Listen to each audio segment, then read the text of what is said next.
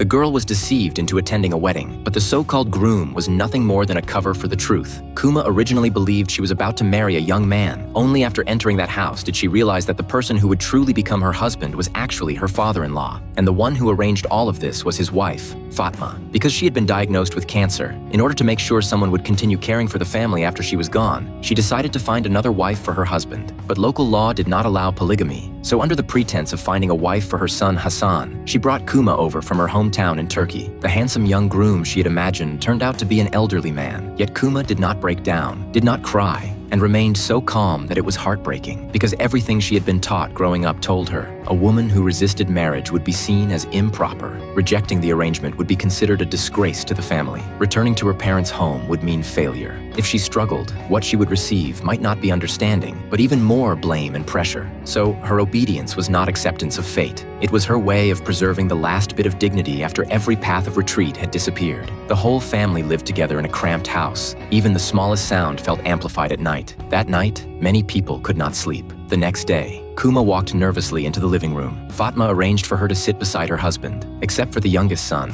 everyone in the family knew Kuma's true role. The youngest daughter asked Kuma to help arrange her headscarf, but her older sister stopped her immediately. Ben yardım edeyim mi sana?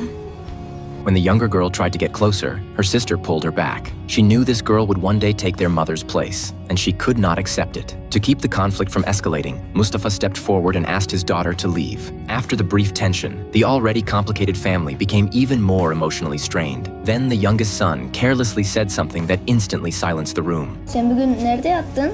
Çünkü karıyla koca aynı yerde yatmaz mı?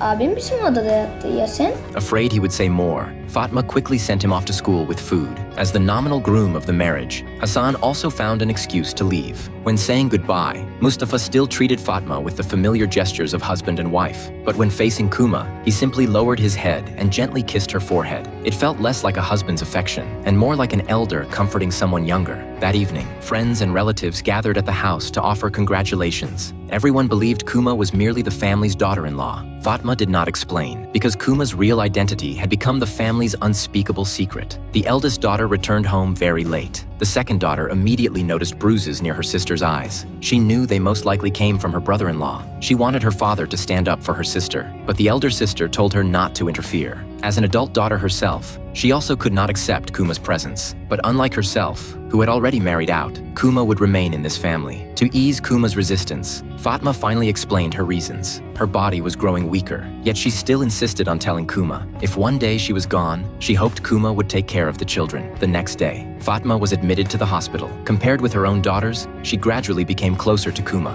but the